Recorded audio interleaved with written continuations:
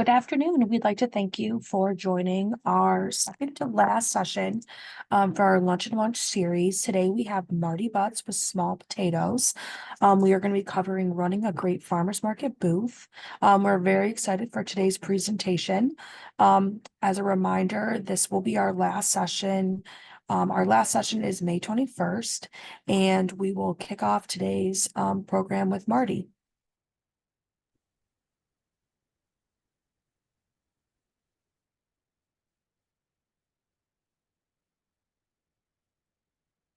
All right. Hello, everybody. Just jumping in here, getting us into our slide deck. I appreciate everybody being here today. Thanks to the SBDC and to Cornell Cooperative Extension for hosting these programs. And thanks to you for showing up and taking these classes. Today, we're going to be talking about running a farmer's market booth. For folks that don't know me, I have a company called Small Potatoes. I work with small scale food producers, whether it be farmers or dry goods, grocery products. And through the years, I have had the opportunity to work at a lot of farmers markets around the New York State. Some of them were big and did very small business. Some of them were very small and did very big business. And we're hoping today that some of the experiences that I've had will be able to help you as you start your journey, or for folks that have been doing them for years to be able to go from there. Give you a little sense. I have sold fruits and vegetables, as well as snacks and pasta and coffee, body care. Through the years, I've done a lot of different products at the market. So hopefully that experience will help you as you go. We're going to run a pretty quick pace today, but please feel free if you have questions as we go. I love to take them. Just drop them into the chat box or the Q&A on the bottom. I'll get alerted. If I happen to miss your question in real time, don't worry. I won't get off the video today until all your questions are answered. And so let's just jump in. So these are kind of the topics we're going to be looking at today. Kind of a general overview of why do the market, what some of the benefits are, some of the actual operation of your physical space of you operating that booth, as well as customer service, display building, and some selling techniques. Again, we're going to move really quickly, so don't be shy to pump your questions into the chat as we go. So one of the biggest things for me is what I found over the years was that, especially for new products, farmers markets are business incubators for small scale food, right? They will provide you with the proof of concept. If you are new to the market and you want to know if your product is viable, popular enough to build a business off of, farmers markets are a really great space to do that. You get to interact with your customers. You also get to interact with your peers in a way that you're not always able to. They can also provide a really great opportunity for breaking into a new territory or new community. So this was one of the things that brought me to farmers markets as kind of one of the primary focuses for small food businesses.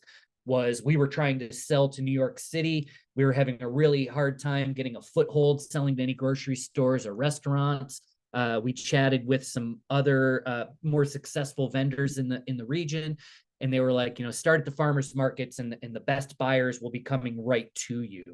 So, I mentioned it's good for new producers, but it's also a great space for established producers. There's a lot of businesses out there that the farmers market is kind of their primary number one marketplace where they sell. For the newbies, it's a really great opportunity to get to know your product better. One of the things that I mean by that could be your best sellers, what it is that you're doing that people really like on your product selection. I worked with a salsa maker. She made 4 products, hot, medium, mild, as well as a kind of a specialty product that was really close to her heart. That was the one she felt the most connected to, the one that she pushed the most when she sold wholesale. And what we found out through selling at markets is it was her number 4 seller. And so we kind of readjusted her approach to the market. And we learned that by actually setting up a booth, getting into the community, and developing some data so that we could, incorporate that into how we sold wholesale. It also will kind of teach you how many units people will buy at a time. If you find that they're buying 2 or 3 at a time, it might mean there's some opportunity for you to try some new sizes of product. And it'll also see how often people are coming back to buy again, how quickly they're using that product in their homes. Also, it can help you figure out who to sell to, right? I think that, one of the big mistakes I see people make is they kind of approach the market in a very broad way. And, because everybody eats, and so everybody could be interested in my product. But realistically, a small portion of your customers are going to buy the majority of the product that you sell. And going to the farmer's market, being in the community, talking to people, and actually seeing them face to face is a really powerful tool, right? So who is coming to buy your product? Is it people that are health conscious? Is it new parents? Is it young people or older people, new Americans, or people that just live in that neighborhood? That farmers market can kind of help you figure out what that is, so you can target your expectations and your marketplace instead of just casting the widest net possible. This really helps you to focus in on what might work best for you. And who to sell to. It also, for new companies, kind of helps you figure out what your limits are. How much are you able to produce in a week? How quickly are you able to sell it? How much can you sell it for? Especially at the early stages, you might have a sense of kind of roughly where the market is. But there also might be a broad window. You might be selling a product, that has a $5 competitor and a $25 competitor, and you don't know where necessarily to land on that spectrum. Obviously, your cost of production, your cost of goods, all of that is going to weigh into that. But also who's buying and how much they're willing to spend on your product should also weigh into that. And so being at the market can kind of help you figure out where that is. Specifically within those price points, customers don't love to see prices going up. But if you're at a farmer's market and you're new to market, and you could tell people, hey, we had to raise the price because we spent a couple of weeks here selling, and now we realize that it costs us a little more to sell than we expected. You want to be able to do that where you can have the conversation in real time, like in a farmer's market, as opposed to if you have a wholesale account and you have to raise the price after 1 or 2 deliveries and then raise it again. That can really damage your relationships. And the farmer's market has a lot more of a forgiving nature as far as that goes, if you don't really know exactly where your price point should be. I've never been somebody who's encouraged small scale producers to be the cheapest in the market. More realistically, you're going to be one of the more expensive brands in the market. Farmer's market lets you figure out if that's possible for you, if customers are willing to spend that. One of my favorite parts of the market is getting paid every week in cash. If you're selling wholesale, it's very common for 30-day payment terms. That's the standard. And lots of grocers and restaurants can go 60 or 90 days before they pay their invoice. And if you're delivering to them weekly or every other week, those invoices stack up really fast, and it can feel it can apply a lot of pressure to your business. Farmers markets allow you to get paid every week and have that little cash influx every single week that you get to put in your operations. It's a really powerful reason to focus on doing farmers markets, is that weekly influx of payments. On the practical side, this is something I've heard from a lot of people that have taken different variations of this class, is that they've really appreciated was, I make lists, and I really encourage you to as well. There's a couple that I usually look at. The first one's equipment. And this is the goods that you're going to need to bring to the market every week. Now, you may understand exactly what it is that you need, but if your company is growing and you decide to add new farmers markets, and so in turn you have to hire people to work those markets, having an equipment list of the things that you're going to bring to the market every week can be really helpful as a tool for them. Even if you feel like it isn't something that you need, it's really going to help you to grow the business. So some of the things in the equipment, again, these are the kind of solid goods that you're bringing every week. fixed, the same things. The one I want to point out here is weight. You want to make sure that you have weight on your tent to hold it in place. A lot of markets will have a standard amount. 25 pounds, 35 pounds, 75 pounds are all limits that I've seen at market. You want to ask your market manager what works for you, but you do want to make sure that your tent stays in place if you're at an outdoor market. I have seen tents blow off the side of the market space and into water. You don't want to have that happen. Make sure you weight down your tent. So these things are mostly about presenting your product, right? The shelves, the crates, the baskets, table covers, signage, all of those things that actually help to sell your product. Cash apron, I always encourage you to keep your money on your body or in a locking, not just a lock box, but a locking glove box in your car or truck. It's very common for thieves to show up at the market and they're not looking to steal from your customers. They're looking to steal from you. I've seen this happen. I have had my phone stolen off of my table at farmers markets before. So you want to make sure that you wear like a handyman would wear, or a server at a restaurant, just an apron you can keep your cash in, so that it stays right on your body and people can't get to it. The rubber mat I have on there, I have bad knees. So that was something I figured out working at the market. And so sometimes having a little something to stand on if you're going to be out there for 8, 10, 12 hours. Basically, anything on this list is equipment that you're going to bring every week. It is kind of, again, fixed. Now, the other one are your supplies. Now, these are the things that you may run out of at any given moment. So while I may not check my equipment list every week because I've got the equipment in a certain spot, goes into the car, goes to the market, comes home, goes back in its spot, the supplies that you're using up every week are the things that you might need to refill. So I keep this list. I got into the habit of inventorying in and out, or I should say inventorying out of the market. So as I'm getting done for the day, I'm marking off, do I need to buy more cleaning supplies? Do I need to update my signage? So that way, when the week comes up for the next market, I can get all of those things in order. And again, this is a really good one for those newbies, for folks that you're hiring to work the market with you or for you. The biggest one, of course, is change.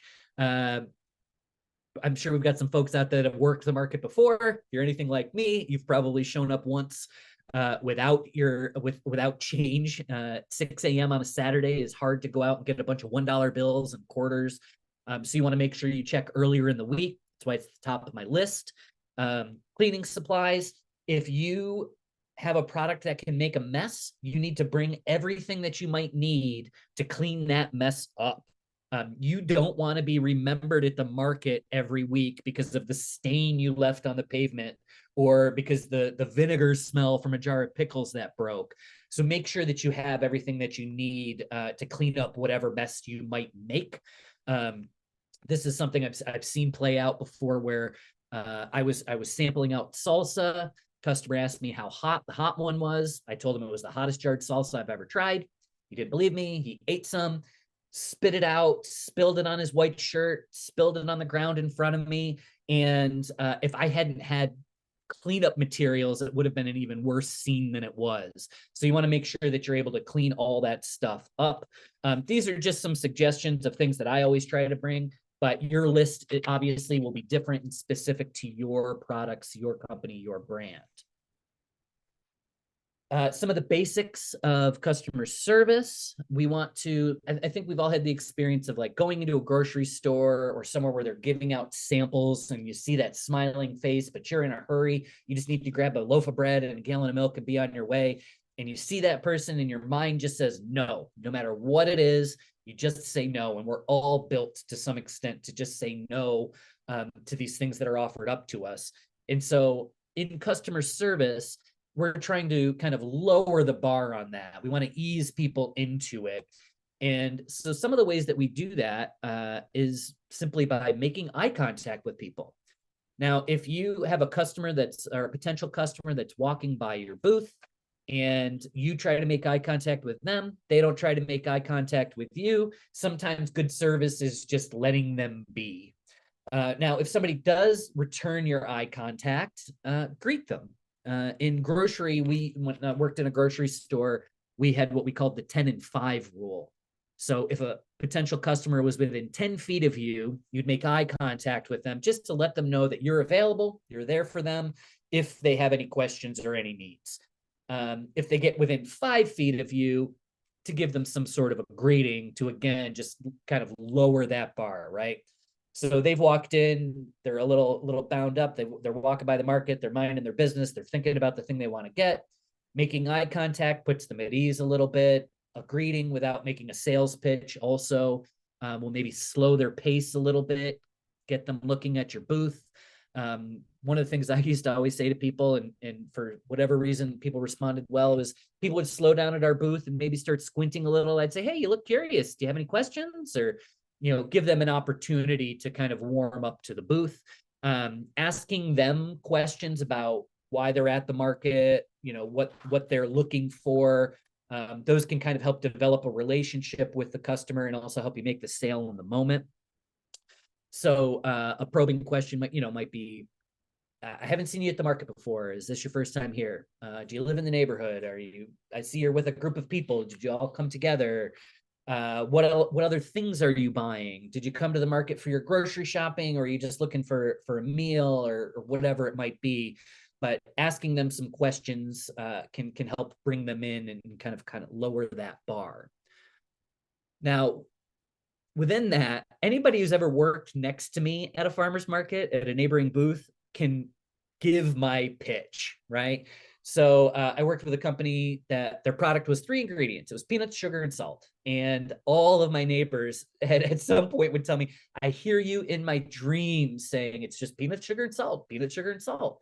Most of your customers are going to get the same short wrap. And it is a little, you love this product, you're connected to it, you want to be able to share as much about it as possible. Not every customer is going to respond to that. So over the years, I kind of developed 3 different size banters that I would have with people. The 10 to 15 second one, that is the vast majority of your customers. They don't want to hear every spiel. The 60-second, these are people that have shown some interest. Maybe you're asking you some questions. Maybe you dig in a little bit more about how you got into doing this work, what sets your business apart, your farm apart. And then the 3-minute, this might be for people that are like deeply invested, wholesale buyers. I've sold products with fair trade ingredients. So that would be something if you might spark interest in a customer when I'd say, we only use fairly traded ingredients. Then sometimes that spills into that 3-minute pitch, that little longer version. But most of the time you're looking at a shorter pitch. I was working with a company, had a great product. They sent out they had a storefront. It was a coffee roaster. They sent out their best barista the first day they did the market. He went for a few weeks and he wasn't generating as many sales as they expected. He's really talented. He knew the product better than anybody else. So they said, hey, why don't you just go down to the market, watch him for a little while, see what it is that he's not doing right. And so what I came to find out was when I was watching him is he was basically giving customers too much information. He was getting down into where the beans were grown and the names of the farmers. And most people, again, they don't need that. They just wanted to hear that it was roasted fresh weekly and that they only used fair trade and organic beans. Beyond that, most customers will let you know if they're looking for that much information. And then I always include this picture of Andy because he has such a great smile, and I've seen it at market that it attracts customers. His friendly demeanor makes a big difference at the booth. And I think that we've all seen vendors at the market that maybe seem unapproachable. Having a great smile, or giving your best smile, I should say, is a great way to kind of draw customers in. It doesn't come easy for a lot of us to smile big and broad and to attract customers. So sometimes you got to fake it until you really start feeling it. But do your best to have a good attitude facing forward, even if you're not feeling it yourself when you're at the market. It makes a really big difference, makes customers feel welcome and encourages them to come up to your booth. This one I do get some pushback from. I will never change my mind. Please take credit cards at the market. There is a lot of technologies out there that make it very easy to do. When you don't take credit cards, you lose sales. That's a fact. There is nothing to change it. I understand that a lot of people don't want to pay the fees. Set your prices accordingly so that they can include a credit card fee. And then if someone pays you in cash, you've got a little bit more margin there. People have mixed feelings and kind of different feelings about whether or not they should pass the card fee along. I am very much a proponent of including it in the price that you've posted on the booth. People see it's $5, they pay $5, and that's it. If it has to be $5.75 to accommodate a credit card fee, then you should list it at $5.75. But take credit cards and pass that credit card fee along in the price, not as an additional charge. It should be what they see on the sign is what they should be paying to get the product. Got a question in the chat here, so let me see if I.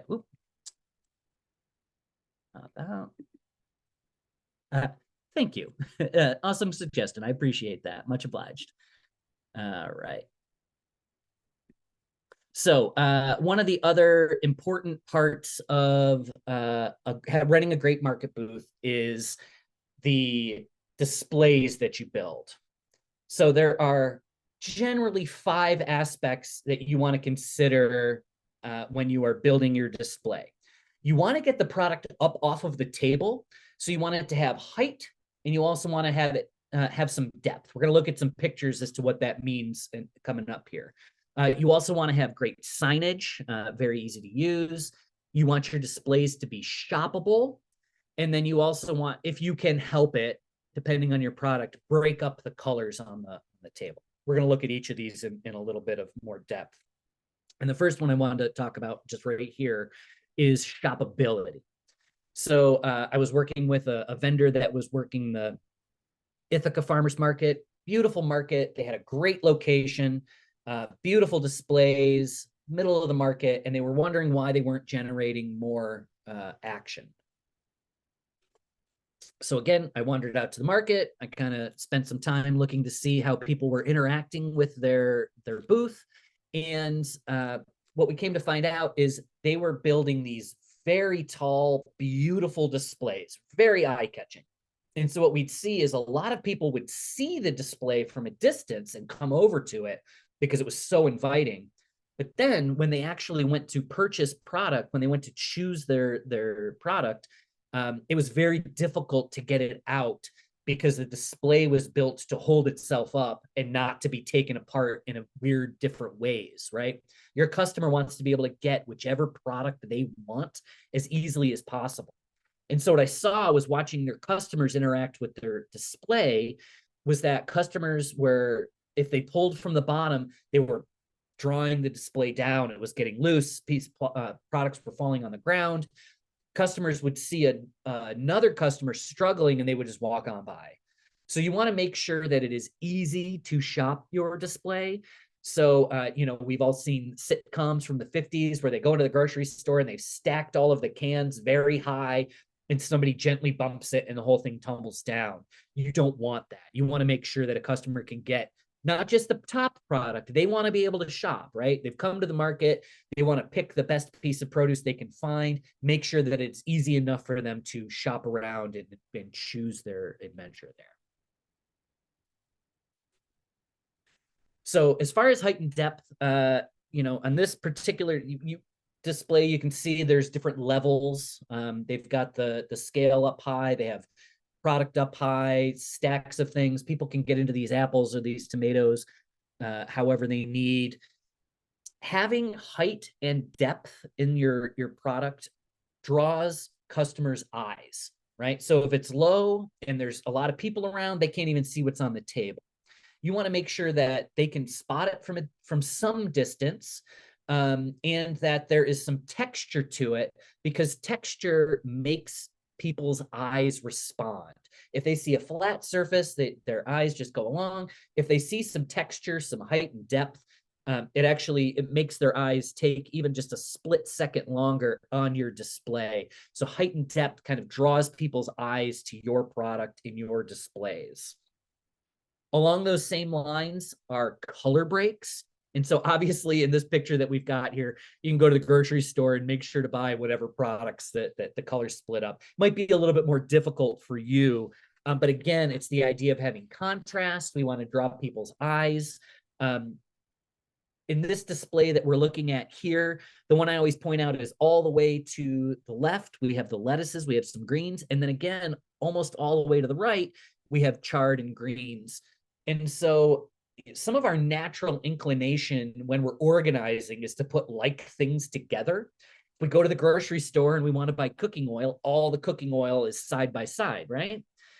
But with produce especially, we want to make sure that our customers' eyes have the opportunity to take in all the different products that you're offering. And so in this case, we've split up the greens because they maybe looked a little too much like each other, and we wanted to make sure customers had an opportunity to take them all in. Again, you'll see there's a lot of different height, a lot of different depths. Some of this can look a little, there's different amounts of sturdiness, right? So if we look at the cucumbers, you can see that there's actually multiple baskets in order to provide that, in order to make it a little sturdier. Customer might not be able to shop every cucumber, but they definitely can make a choice. They can choose between 10 or 12 of them. The carrots and the beets next to it are kind of leaning back so that, again, there's some texture there, but there's also the opportunity for customers to shop.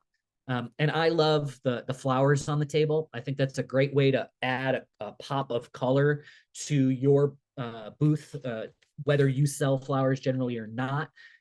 If you have all beige product for whatever reason, getting a bouquet of flowers or two every week at the market, either that you bring from home or that you buy from a neighboring vendor, can kind of, again, draw customers' attention and make them kind of notice your maybe nondescript product otherwise. In this case, they have a lot of really wonderfully colored products, so there's not as much concern there. But again, they do a very good job of splitting up what those colors are. If it's me, I would love to try and get the chard away from the cucumbers, but at the same time, I understand they probably needed to build those displays in a way where the display on the left and the right of the chard kind of holds the chart in place. So we do make concessions in order to get to these goals. This is a market that I did years ago. People have asked me about this display a lot. It's not the most beautiful display out there, but in this case, I used to drive a hatchback. And at this particular market, they used to give us a double size spot. So I had two 10-foot by 10-foot tents side by side, and I was on the end of a row. So I was able to build displays basically for 30 feet. In order to build 30 feet worth of displays out of a hatchback and also carry all my product and everything else that needed to come, I had to build displays out of basically whatever I could fit in the car. In this case, it was the boxes that the product came in. And rather than, there was a lot of mess. You can see that there's some messy spots on the table here. And so we have basically a disposable display, butcher paper rolled out along the length of it. There's been markets where there's been a mess made. I've had to do it a second time. That's okay. I took the display apart quickly because it's very small. I've done the best I'm able in this instance to get the product up off the table the best I can, and to break up the colors within the displays here. So you see the pink and purples are split up, the yellow and red, the green. We just do the best we can. So in this case, 30-foot display, I have a second person working on the other end of it. But again, this was just a way to try to fit as much stuff in my car as possible, and also build a usable display. Not the most beautiful one out there, but it served its function.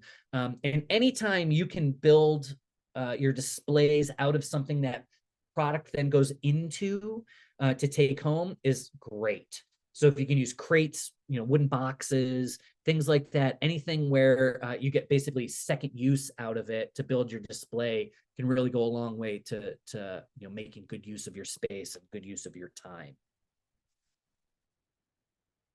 One of the things that I kind of learned as I went working in grocery before I even got to farmers markets was the importance of good, simple signage. Your signage is going to break out into usually three categories: signage that just displays your brand, who you are, uh, product, the product sign. This will have the price and the product name on it. And then if you need it, informational signage. So informational signage can be, order here, pick up here. If you're selling a CSA, you might have some information about the CSA that's there as well. But so your three big categories of signage are your brand, your products, and informational signage if necessary. So let's take a look at some of these. So good signage is good service. One of the things that I took away from the first time I worked at farmers market was, having signs on all the products with what the prices were allowed me to engage with one customer who had questions, who wanted the 60-second wrap, that wanted the 3-minute wrap, that wanted to learn about the product more, as opposed to a customer that was a regular, knew exactly what they wanted. So I could engage with one customer, and my signs can help a customer who's in a hurry or is a little quick to make that sale for me. So what I mean is, if you have a sign up that says how much the product is and they don't have to ask you, they can get their money ready, which will alert you if you're, watching all the customers around your booth, you're helping this person, but you see this other person take their money out because they know how much it costs. You can just say, excuse me a moment, is that all you need? Complete that sale without having to disrupt your conversation too much. And I've seen this happen a lot of times. I'm the kind of customer, I know I talk a lot, but I'm actually the kind of customer that just likes to hit and run. I want to buy my products and get the heck out of there. And so having good signage allows you to make those sales. It can close a sale for you while you're working on something else. Now, signs need to be useful. I shouldn't have to say that, but I'll sometimes see a lot of signs up in a booth, and that will actually hurt your cause. If a sign does not serve a specific purpose, it shouldn't be up. And it shouldn't just be enough that you think it serves that purpose. You're like, well, it lets me not have to say this thing over and over again, if it's not really helping make a sale, right? So you just want to make sure that there's not so much going on that your customers are trying to read the different things. I see this happen in restaurants a lot. You go up to the counter to place your order and there's 7 different signs on top of the menu. Cut out as much as you can. Just put stuff to work that helps. And then it also should be easy to read from a distance. You can see I'm wearing glasses. My vision is very poor. And so you may have 20/20 vision and I may not. And so you shouldn't be writing a sign for you to read. You should be writing the sign for me with bad vision to read. So make sure that it is easily legible. We'll look at some signs here in a moment. Within product signage, which I think is the most important sign, most useful sign, the one that your customers are going to interact with the most, it doesn't need to have anything more than the product and the price. Those are your big two. So here, apologies for the kind of low quality photo here. I just really liked these signs. They have really good contrast, right? So they have a light background with dark lettering. The lettering is thick. It takes up the full sign. They use up all the space. And even though this is kind of a dicey picture, we could still tell that this is grape tomatoes for $2 a basket. Easy to see it. It's located right next to the sign, or right next to the product.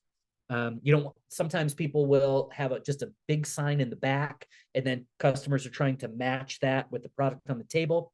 If you can help it, put the sign next to the product. You don't want customers having to try to figure it out. You want it to be very easy for them. Staked, laminated. If you're spraying your booth with water to keep the greens looking fresh, make sure that doesn't affect the sign. So if you need to laminate them, laminated and then writing on the laminate. I used to do that a lot. And then we could clean it and use it again. Staked up some kind of a sign holder, whatever it is, to make it easy to find. And again, using every inch of space. Now, I said a moment ago, all you want to have on there is the product name and the price.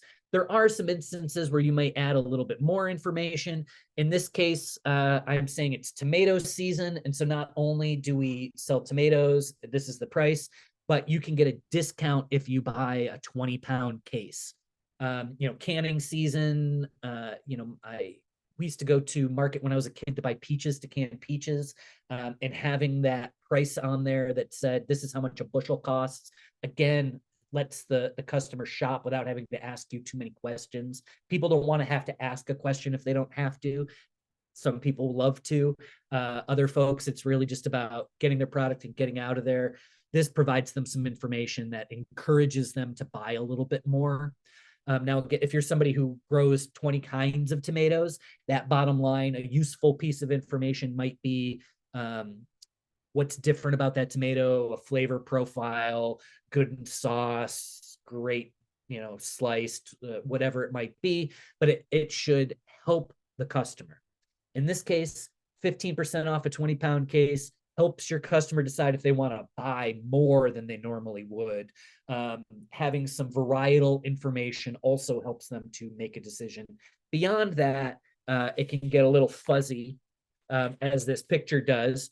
Now, again, this isn't a great picture, but this is how this picture would look to me if I came up to a booth and was maybe one person back. There's so much going on this sign that doesn't need to be there. So all of this, green print of the vegetables, and I got this off the internet. This is not a place that I saw. I hope this isn't you. But if it is, then we can get you into a better sign today. Having all of this other stuff that's distracting to your customer doesn't help you. It doesn't help them. You can see where the price is actually written on some of that back printed. So most of it has that nice clean white background with the black font, but then a little bit of it is green behind the black font. Doesn't help your customer. The ingredients don't necessarily help your customer make a decision, especially if they're on the package and people can look at it. So that's not helping them make a sale. The organic label can help make this sale, but it kind of bleeds into the background of all of these other things that are going on this sign.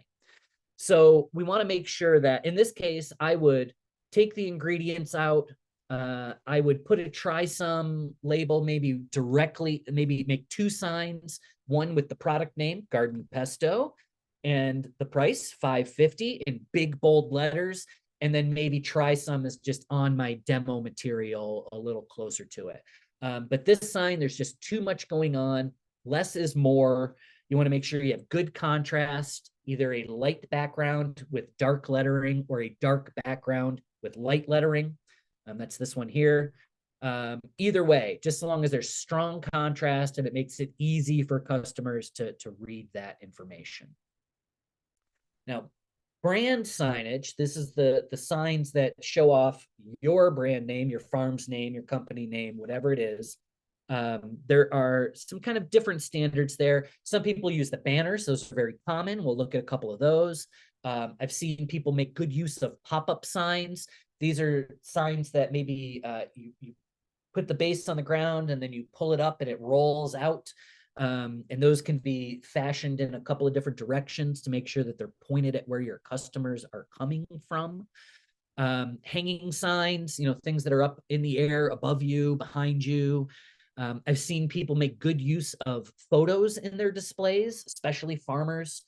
If you can, make some poster size or a digital frame, if it's cheap enough and you don't mind if it gets stolen, if that's something that you're worried about, but something that actually shows off the farm, the production, your coworkers, those can be helpful, but aren't necessary. Sometimes they can be a little too busy, but getting to know your customers, getting to know how people are interacting with your booth at the market, you can figure out if that's a good opportunity for you.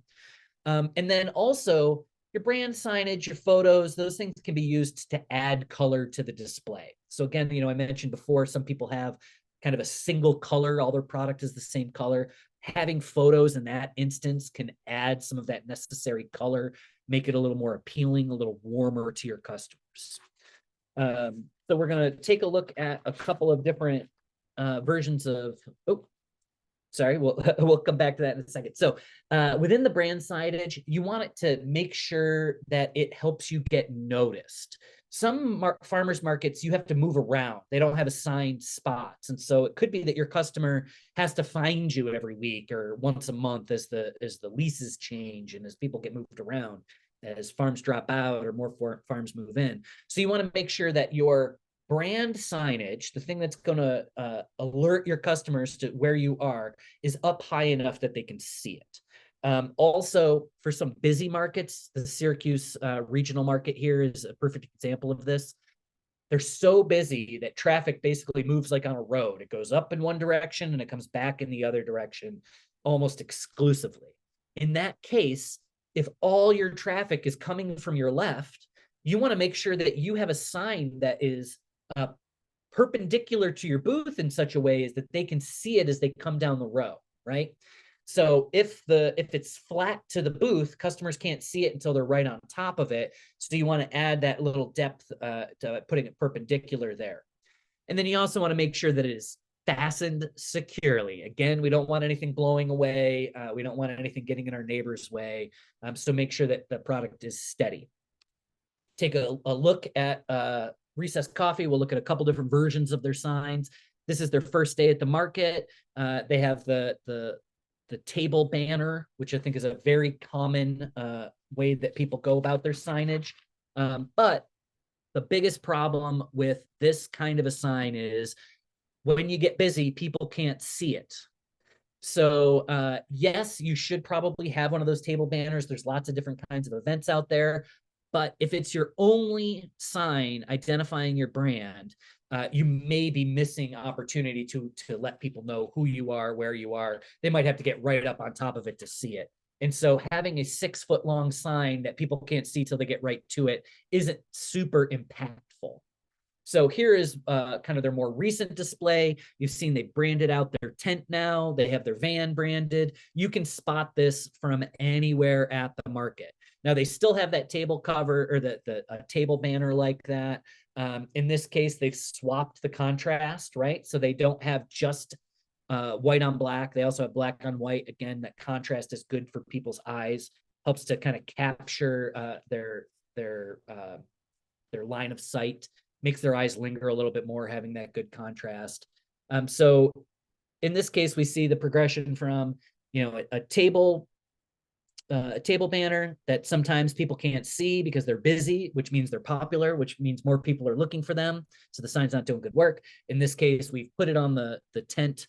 Some people go through a tent or two every season, depending on how hard they are on it. And then other folks, the tent lasts a couple years. And so investing in printing your brand on it can definitely be worth it. But again, the point here is to get it up high so that customers can see it and it draws them to you. Within some of that informational signage that we talked about before, some important and good informational signs, things that people might want to use are your payment options, right? So I've talked you into taking credit card payments. Usually when you get a credit card reader of some kind, they'll give you some little signage to let people know what you take. If you're cash only, you should let people know that right away. If you are going to stick with a cash only payment, have that sign up so that they don't wait in line, while you're engaging with another customer or two, and then get up there with a credit card and you say, oh, sorry, it's cash only. You not only have lost the sale, but that customer feels like maybe they wasted their time. So whatever your payment options are, it can be really helpful to have a sign somewhere that people can see it. If you are a really busy booth, and you're using 2 staff members, maybe one staff member is taking payment and the other staff member is delivering the product on the other end of the table. Maybe you have a traffic issue that you're trying to make sure people come in one direction and go out the other direction. Having that sort of signage up is really good. During the heights of the pandemic, a lot of people got used to seeing those kinds of signs: order here, pick up here. QR codes for more information. So let's say you're a fruit and vegetable farmer and you sell at the farmer's market, you sell at 3 grocery stores, 2 restaurants, and you have a CSA program. You'd really like for your customers to know where to get your product on a Tuesday if they can't make it to your market booth on Saturday or Sunday, right? So some of that in the past people have accomplished by putting signs up. You can also find us at. That could be a very helpful sign. Ask us for information about our CSA. A lot of folks are now starting to use QR codes, those kind of barcodes that you see out there, the new non-traditional barcode, where people can scan it with their phone. It takes them to your website. It takes them to information about your CSA, your subscription program, where they can find your product. Hey, interested in finding our product in more places? Scan this code. It could also be maybe you have a newsletter, a list that you're, an email list that you're sending people information on. Having the QR code for the sign up, again, is really helpful. QR codes are finally starting to gain a little bit of traction, and it's happening in food. Just like UPC codes came to the grocery store before they came anywhere else, QR codes are able to provide information to your customers in a way that's kind of low key. Not all your customers are going to use your QR codes. Not every customer is going to abide by your pick up here and order here signs either. That's okay. You just want to make sure, again, that it's useful and that people are using it. So let's say you put out some of these informational signs and you notice after 4 or 5 weeks, hey, they don't get it. They're not helping anybody. Take them down. It's okay. If it doesn't work, don't continue doing it, because the more signs you have can distract people. Okay. As far as actually selling the product at the market, this can be a little more complicated, right? So we talked at the beginning about providing good service by, kind of meeting your customer where they are, by kind of lowering the idea of no. In wholesale, people will talk about, or in sales in general, it takes 5 times to make a sale. You have to make 5 contacts or 7 contacts, depending on the industry or who's telling you.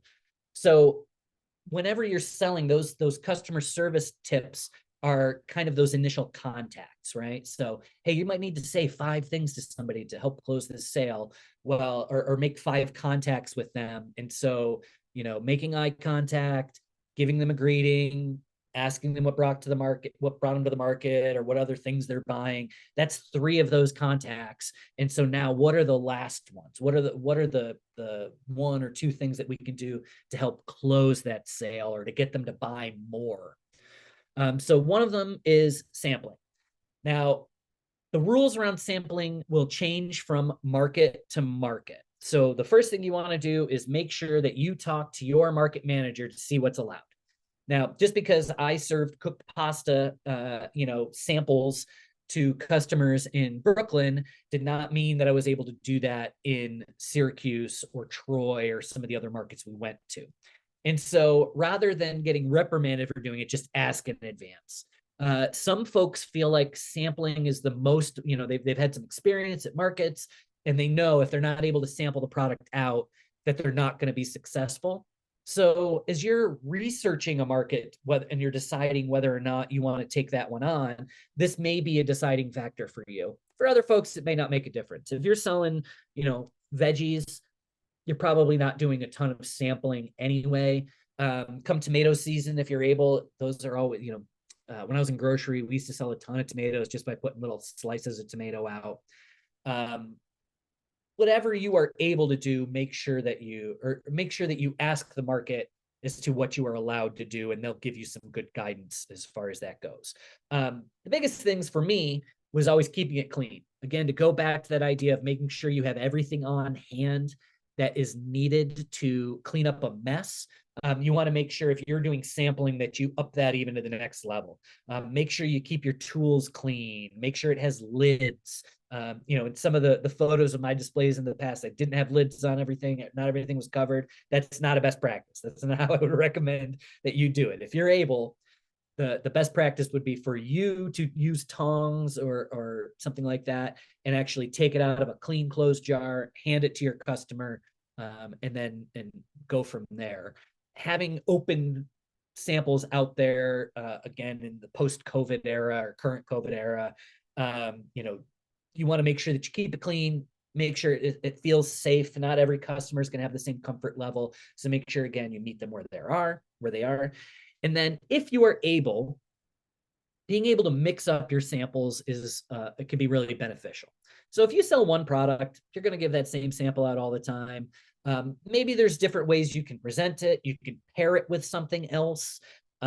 Pairing your sample with something, maybe from another person's booth can help generate traffic for them. That was one of the things that we found helpful when we started doing markets where we were kind of new to the area, new to the city. Is like people didn't know us because they'd never seen our product. We got to know the vendors, and then we kind of cross sample, right? So in the instance of pasta, somebody else was selling sauces and vinegars and olive oils and all those things. We could kind of work with them to build a sample for the day, and even sometimes place a few of their products on our table to sell for them as a way to kind of generate a little more traffic, sell a couple extra units or something like that. And along those lines, if you are able to pair products with the things that people need for them. So in this instance, I use this picture in a number of different workshops, but in this case, these are tea products. So maybe you are the farmer growing the tea, and you are also drying it and grinding it to make this matcha. So you have two products. You have whole tea leaf, ground matcha.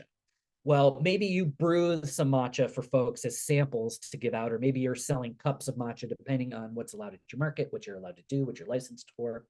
So in that case, now you've got the samples to taste, or to sell, as well as two products.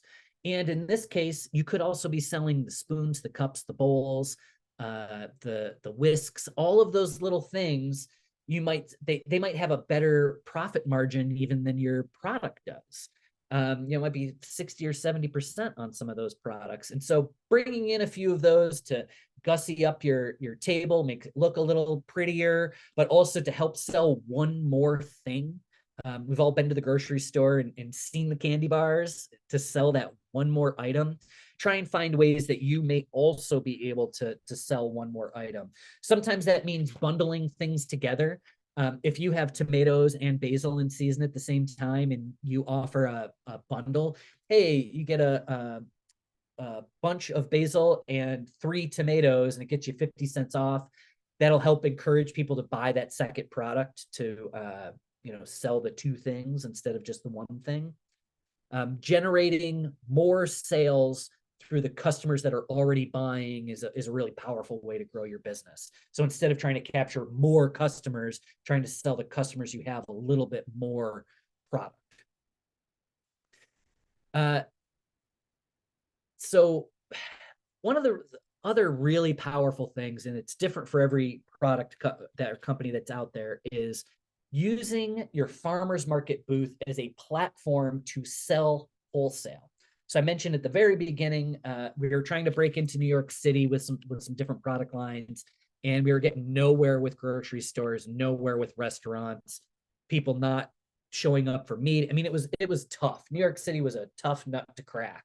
And talking it through with other vendors, what we heard was all the smartest buyers were showing up at the farmers market to see what's new, what's popular, what's hot, who have I not met yet. Not every buyer is scouring the world for great product, right? So much product gets presented to them over the course of a day that they don't necessarily have to go look for stuff out there. But the really good ones, the really smart ones, are out trying to set themselves apart by finding products at the farmers market. Now, being prepared for wholesale opportunities for some folks may just mean having a product list, right? So it could be that you're a diverse veggie farm. Over the course of the season, maybe you grow 25 or 30 different products. What you offer in May is not the same as what you offer in August or September. So you might have something very simple, and it just says kind of generally, in May, we expect to have these 5 products. In June, we expect to have these 12 products. And just let people know kind of roughly what your season is looking like, with no pricing information yet, just kind of a schedule of what's going to be available over the course of the year or over the course of the season. And then it gives you an opportunity to follow up with them. So I'm not very like I'm enthusiastic, but I'm not a cutthroat salesperson personally. And so for me, when I first started out, I would give promo packets out. You know, a promo packet might have some sample product, a sell sheet.